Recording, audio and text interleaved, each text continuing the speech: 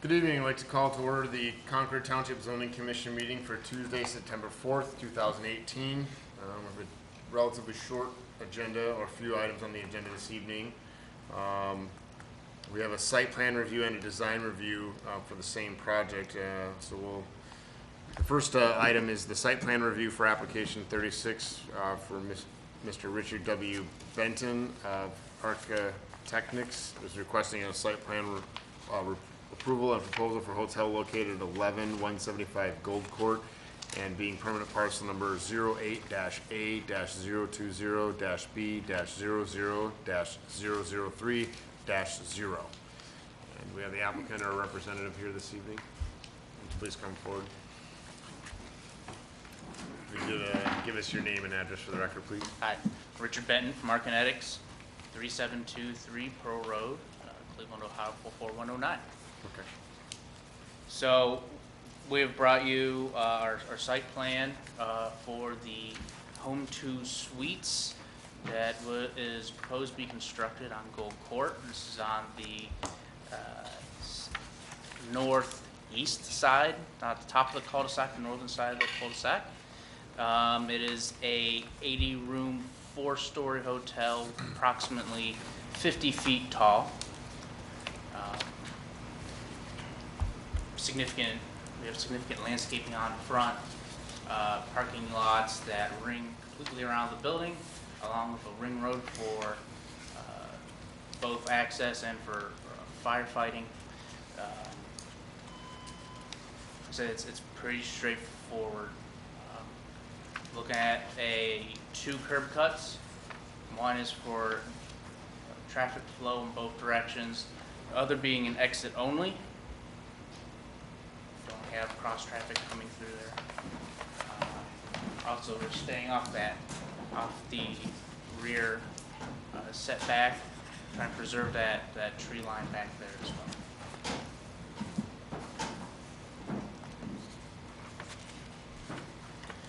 Have you had a chance to receive and review the staff report?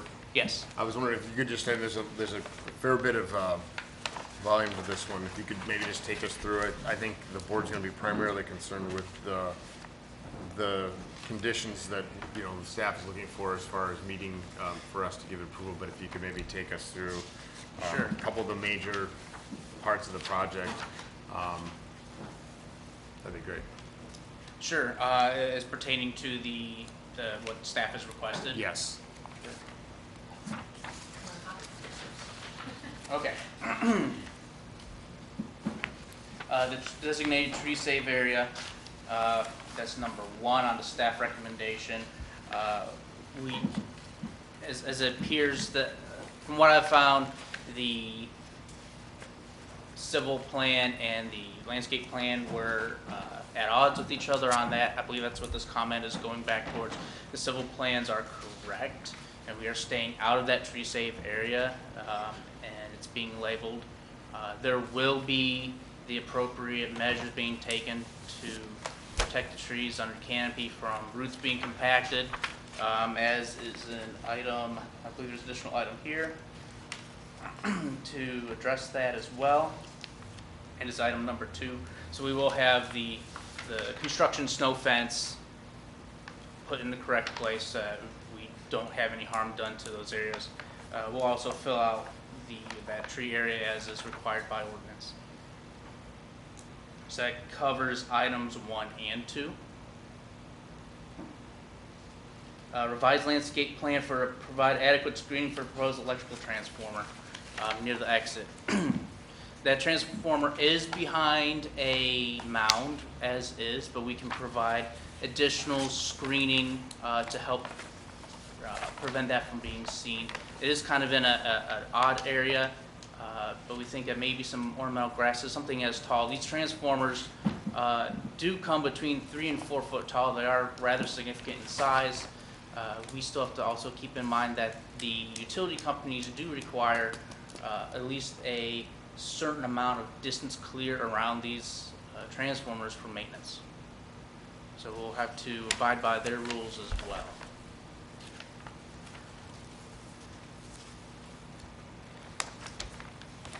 When it comes to item number 4, If you could, go back to Sure. number 3. Where is the transformer? Near transform the exit only drive? south of the exit only. Oh, I see. Directly South south. of the, oh, okay, right there. Okay. All right.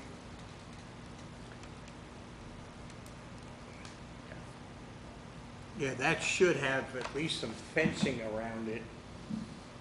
Yeah, we'll provide screening of some kind for that.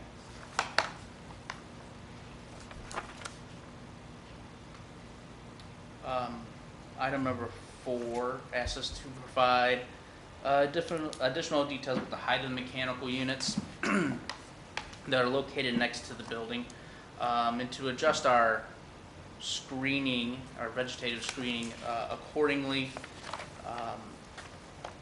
These units are going to be about 40 inches tall or less, and maybe a little bit less. They're about 5-ton units. Actually, 2 of them are mini split system units, and one is a pool dehumidification unit. The pool dehumidification unit looks more like a glorified box fan on some stilts, but will be about the same size as a 5-ton unit. Like I said, about 40 inches in height. That area is very significantly screened. We also have several different mounds that are in front of that as well. I guess we question whether you'll actually see that on your drive-in approach, but we can provide screening to accommodate, blocking the view of those from oncoming traffic or pedestrian traffic in that area. I think it's probably good to note as well that the door that is located next to those 3 units is not a common, it's not a public door. That is a door that is exit only for a electrical room. So per NEC, we do need to have 2 ways out of that room, so we have enough voltage and amperage located there, so that's our second way out. Now, that's right next to the patio, right? No. So the patio that I believe you're referring to is in between the pool and the L of the building. So look farther east. Yeah, your pen is right on. If you want to put that. Yeah, let me put it on.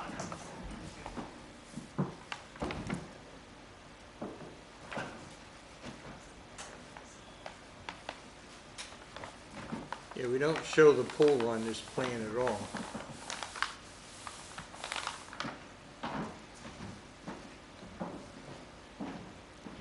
Sheet 4. That's where I am.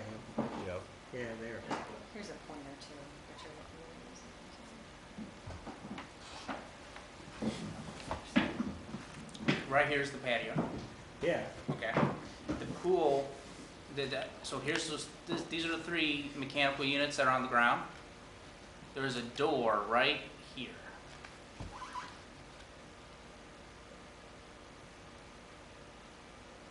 And that door is what is direct exit from the electrical room. That's in this area. Mind pointing out where the pool is? Yep, pool. This is the pool.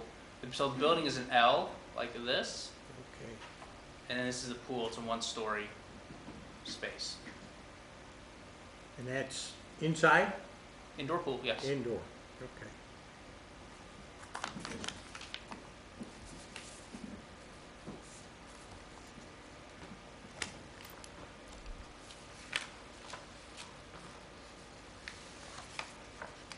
I have a question. Sure. Lake County engineers have indicated a traffic impact study will be required. Has that been done? We are in the process of contracting that work. Now, what does that have to do with access and exit of the, like say, the people that are coming into the hotel and leaving? Or is it the traffic pattern have to do with the road coming into the Do you have any idea? I would defer that to Heather, maybe. I really don't know. It's my, sorry. Dustin Keeney with Polaris Engineering and Surveying, 34600 Chardon Road, Willoughby Hills, 44094, and help with the civil engineering. And it's our understanding from conversation with George Haddon that that's to confirm, that's more for the traffic at the intersection with Gold Court and Cryo, to make sure that with the increased traffic that it doesn't warrant a signal. Or to determine if a signal at that intersection would be warranted versus just the stop sign that's currently there. Due to safety concerns, I would assume. Right. So it doesn't have anything to do with the on-site circulation pattern. It's more for the traffic on Gold Court. At our last get-together, there was talk about how traffic would enter and exit.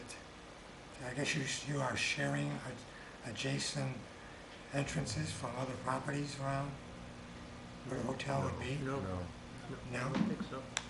No. It's by itself? Mr. Schindler, Sherry.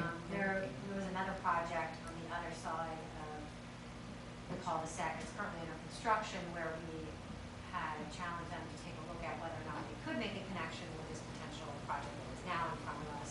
Right. As to which there were many reasons why they felt they could not do that.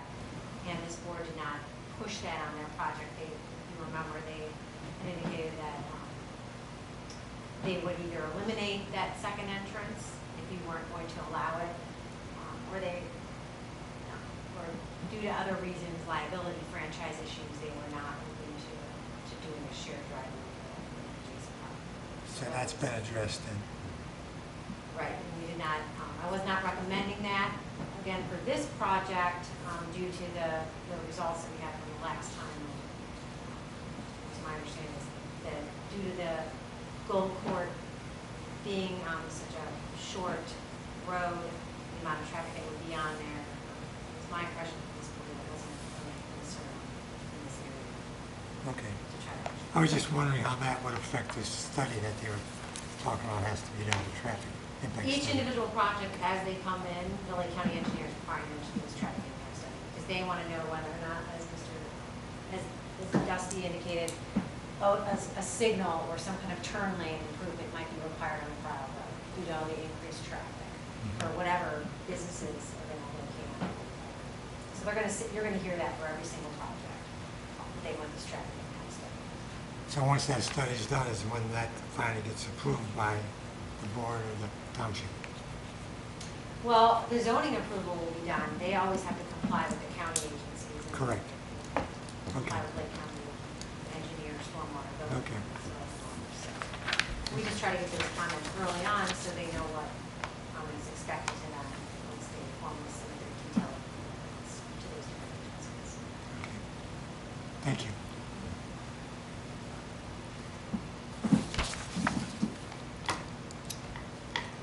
I don't know if that gives you an opportunity to kind of segue into the fifth Correct. point there. Yeah, so actually, very good segue. It's asking about the exit only and a possible gate at the exit only, where here it is recommended that we do not install the gate, but install essentially a stub and empty conduit in case a gate were to be needed due to patrons going the wrong direction through this area. It is our intent that it's an exit only, and that we have a, the recommendation is to have an illuminated sign. We're okay with that. That we can certainly provide an illuminated sign for do not enter. That's, a preference of ours over the gate as well. So ultimately, you're designing this to have sort of traffic only flowing out that one way, and I assume that kind of a result of the fact that the other side wouldn't do a shared. That's kind of how we ended up there, is that putting another full service driveway right up next to another one that close would have been problematic. Is that why we're doing, or suggesting they only do a one-way entrance? That's Yeah. part of it, yes.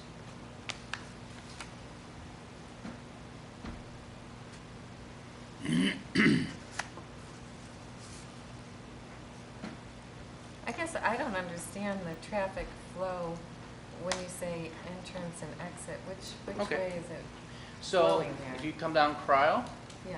your Yeah, I get entrance that. would be here, Okay. in which case they have an option of going underneath the porte cochere or this direction and around the building. And this is an exit only here. These lanes are both direction. So if someone wanted to reverse course, come out the way they came in, they can.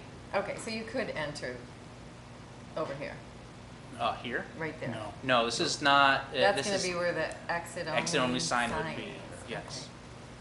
Well, it wouldn't really serve anyone to go that way, because to get to anything meaningful, they'd almost have to go all the way around. They have to whole come all the way building. around Yeah. anyways.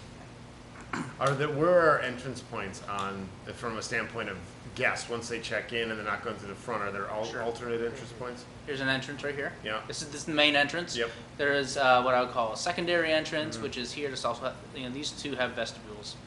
There will be a third here. There's a plan for a fourth that we are working on, but at this point in time do not have formalized. And these all here, and if we put one here, those are at the end of corridors. Right. So it'd be direct access at the end of a corridor. There's also an exit here outside the pool that feeds this space. Those are our main points.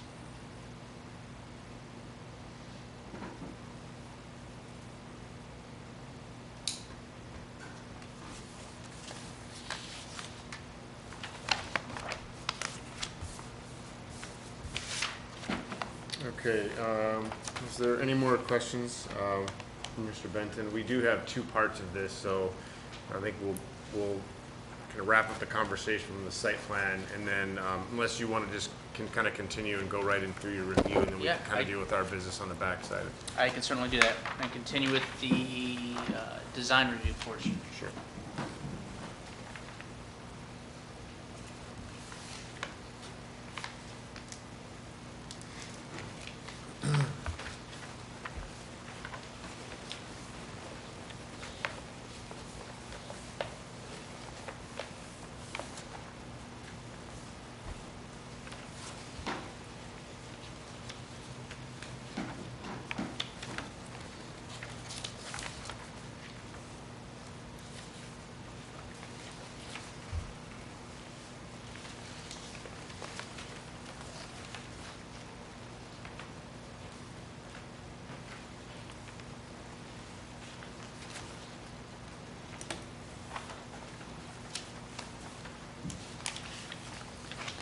It's really like partial elevations here to begin with this.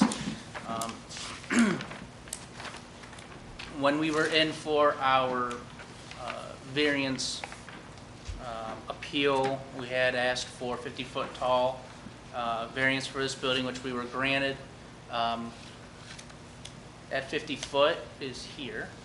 The building is primarily an EFIS building with a stone veneer at certain points. This tower is one. We also continue that same veneer at many blocks all the way around the building. These areas down here touch the ground. In a couple of instances, we do wrap and bring the EFIS towards the ground as part of trying to stay with the brand signature look. They do have this look that wraps and folds around the building. So we're trying not to get completely away from the building, but still from their brand, but still respect the wishes of Concord to have a building that looks durable and has the earth tones and the earth nature material as well. So you also find that these blocks here, same thing here, are that stone material. There are two different colors of that material. One that is a darker brown and one that's a lighter brown or a brownish gray, if you will. We do keep with the earth tone colors, a muted blue, a tan. Our only exception is going to be the home 2 green. We're trying to limit that so that we stick with the intent of the ordinance here. This part here which is very difficult to see right here, is an illuminated cap. I will get to that more in a second. This building will also have a porte cochere on it, so a place for the cars to go when you're dropping off people, keep them under shelter during rain or out here, during our snow events. But there's still a gap between that and the building. Usually what happens is we do come back and build, it's hard to see. There ends up being a little canopy that sticks out, it's a couple feet, so you don't have a big or any gap for that. This is our secondary entrance that we'd walk into, so there's still a storefront look to that as well, which is very similar to what is going on at the primary entrance. Here, we can't see it, let me move.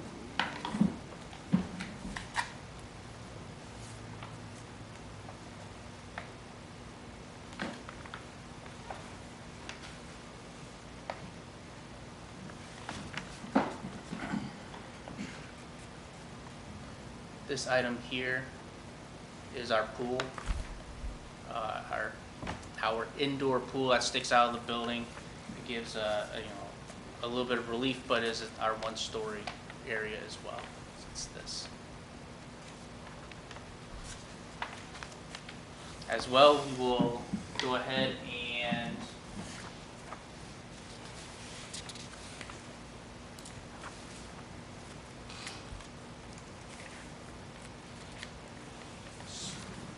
use the materials from the base of our building, bring that out into our dumpster enclosure, which has on the end of it a small shed for storing items pertaining to the maintenance of the property as well. So you see all four, or the three sides, and this would be your front that you would see.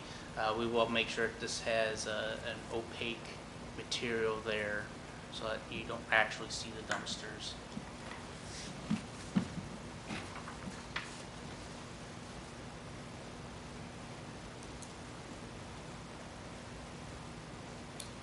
So this is what we intend for the building to look like. And this is taken from Gold Court looking down to the end of the property. So here you see where our one-way entrance is right, or sorry, one-way exit is right here. This is our entrance with our building signage, or our entrance signage, monument sign.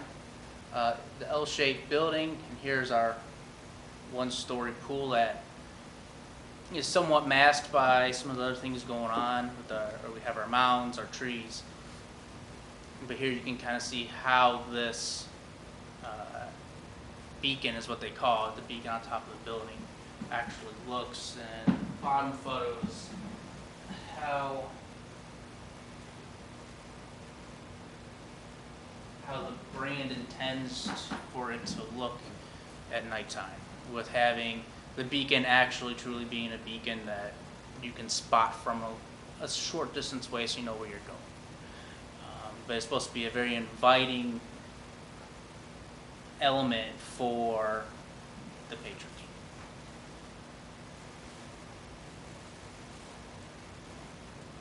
Which one is the color? Is that the top one or the bottom, or is that just night? Oh, it's night and day. But so it's a light beige. Is that what this looks like? A gray and a... Yeah, it could be printer variations on that one, but yeah, it's beige, beigeish tan, and this is a kind of a muted blue, which has a little bit of a gray range to it. And the lime green is your signature? That's their signature color. And amongst their many different color variations of their prototype, this is actually probably the most muted. They have everything from very, very dark colors to very, very vibrant colors. I mean, vibrant for the whole building. So this one's actually, ordinance-wise, is the most fitting. You're using this commercial cement plaster? Where? Where is that being used? So that is the EFS. Drive-in. Which is where? That is all over the place. All this monolithic All looking over, stuff, okay. all over. Do you have any testing or history on this? This is relatively new. It's actually a very commonly used material. It's around everywhere. Northeast many- Ohio? Yes. How does it hold up to our winters? So it's been used for more than 20 years. It holds up. They use different types of meshes and different types of compounds to deal with the different types of climates. Probably if that material is its biggest problem is actually water. Water that sits in it, because it is styrofoam for all intents and purposes. And if water is allowed to intrude into it, it can deteriorate. However, the manufacturers of this, Drive-It is probably the most well-known. They use different kinds of meshes and other types of top coats, plasters that don't allow water penetration. So it's proven to be a very good material over time. The reason I ask is whenever I see plaster in Northeast Ohio as an exterior building material, it just doesn't fit. Because with our freeze-thaw cycles all the time, we can have a day in January that's -5, and 2 weeks later, it's 45.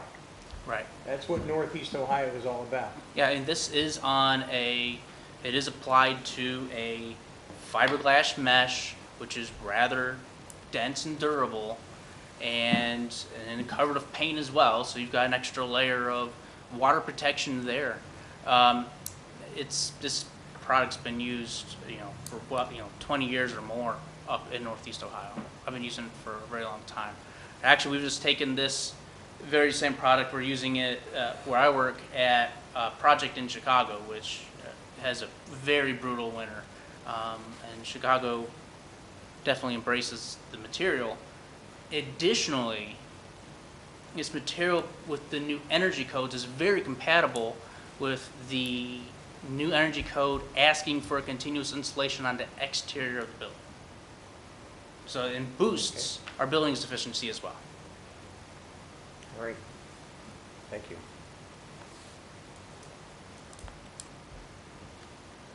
Any other questions?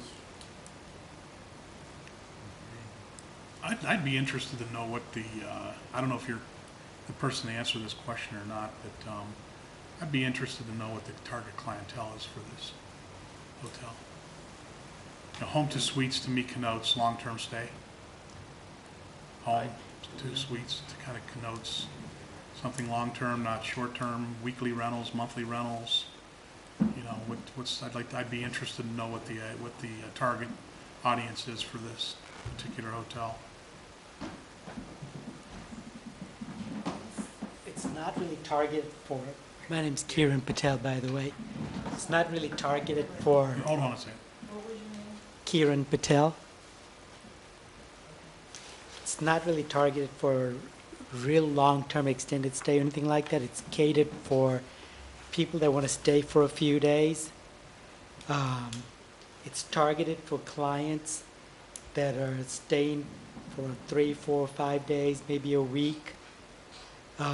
It's going after upper mid-scale clientele that are staying at properties such as Holiday Inn Express, Hampton Inn, Hilton Garden Inn, those type of clientele. I'm just curious because Concord's kind of we're kind of out away from the bigger population centers. We don't have any real attractions from a stay standpoint. I'm just curious, and this is going to be right in the backyards of the club, residents. I just would be interested in what kind of clientele a hotel like this would attract. It's gonna attract quite a lot of families and stuff too that Where are do you see traveling them? Where do through. you see them? What are they using this as a stopover to? Like where? A place to rest, place to stay, because it offers breakfast and things like that as well. Mm-hmm. It's got a pool in there for the kids. It's a transient hotel as well. It's not just necessarily a business hotel. Is this like the, is it one of those, I can't think of what the Marriott equal is, where it has like, is it just a room or does it have the, like a, It's not a, it doesn't have a full-service kitchen or anything like that, but it does have dishes and things like that. So if Okay. they want to heat up a meal in the room, okay. they will have that type of a It's a little more facility. than just your ordinary hotel room. It's got a few extra accommodations. Exactly. And the hotel will have like a little store in there where they can buy frozen dinner and things like that they can take up to the room and heat it up in the room, because they'll have dishes and things like that in the room as well. So from the standpoint of the township and sort of, you know, we've got a lot of things going on. We're developing this area. We've got the interstate traffic. I think generally speaking in the area, we've got a little bit of business clientele. I mean, from your demographic research and looking at what kind, I mean, are you seeing a variety of this, or is there a concentration in one part of what's happening in Concord? Is it, are you looking at interstate traffic, a lot of it, the people coming through, or is it a mix? You know, the demographics are changing. A lot of people want healthy. So a lot of people, what they do is they go to the grocery store these days, they get their own food, they bring it to the room, and they fix their own meal. So that's what we're looking for.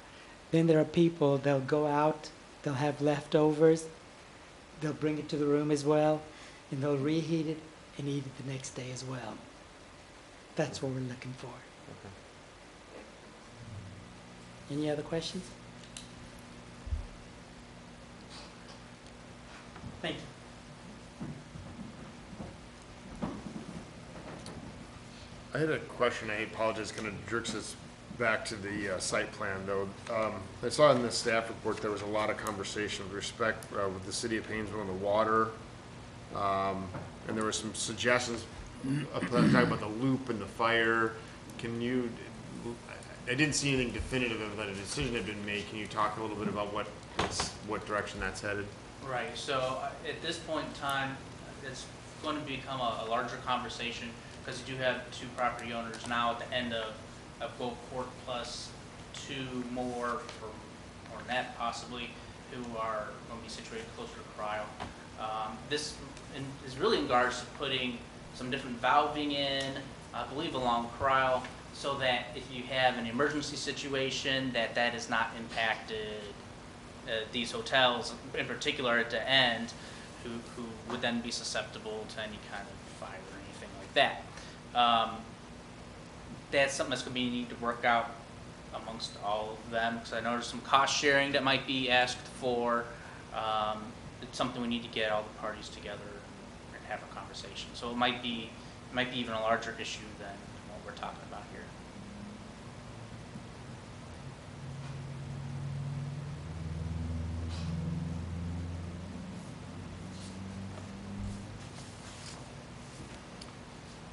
Any further questions from the board? No.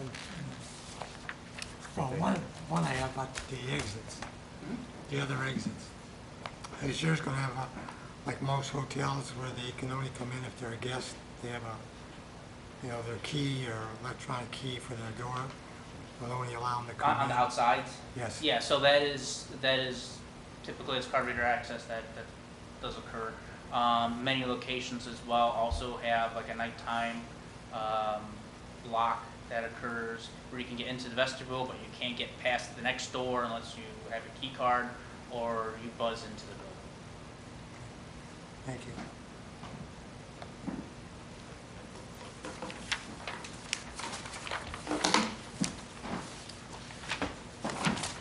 Okay, we'll need to conduct two votes, both on the site plan application and then following that on the design review application.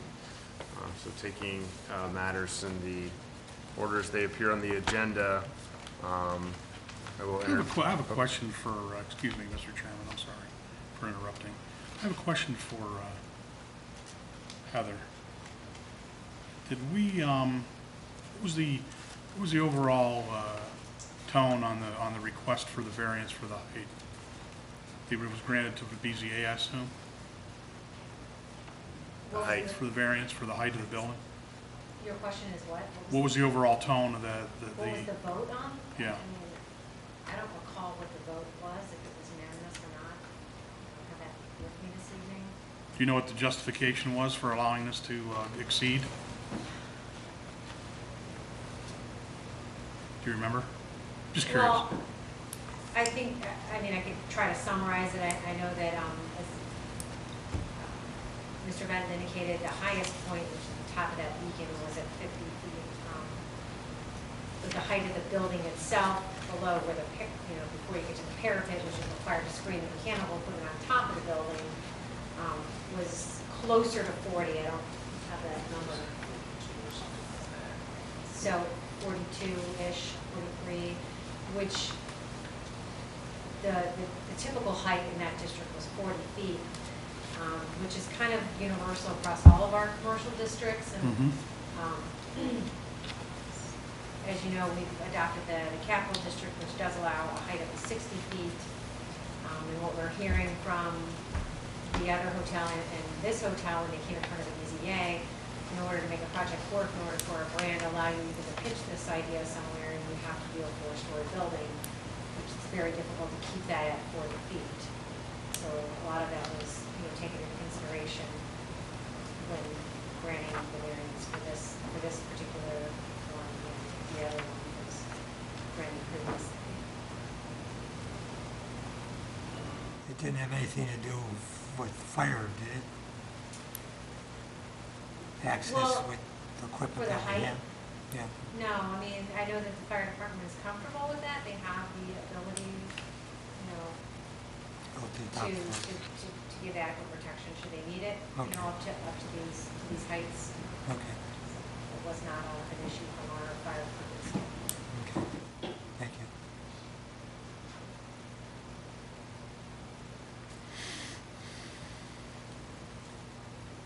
What about the setback?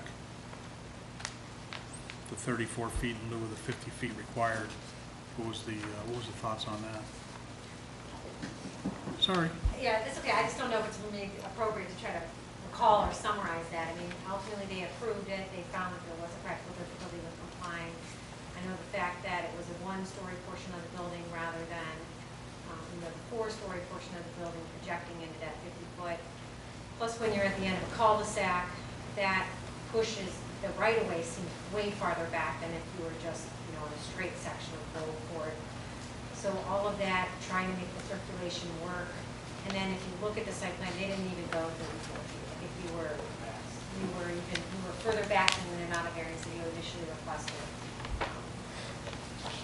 It was in the 40s, so it's not even, they didn't even end up being that far into the setback. It was 47.48.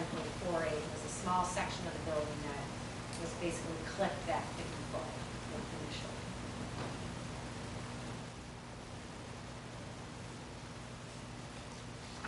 Okay, thanks. Appreciate it. Sure.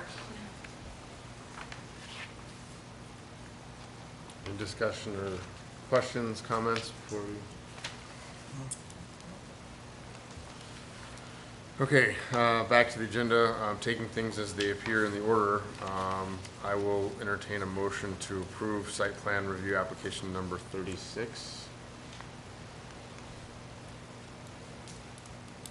Mr. Chairman, I make a motion that we accept the site plan review for section, application number 036.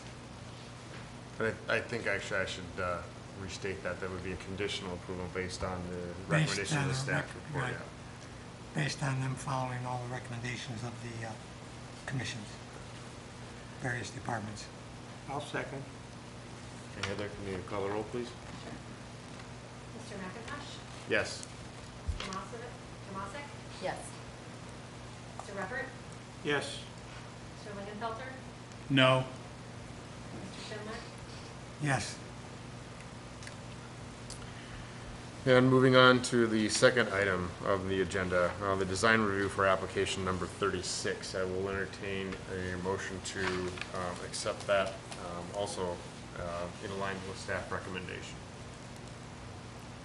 Mr. Chairman, I make a motion that we accept the design review application as noted.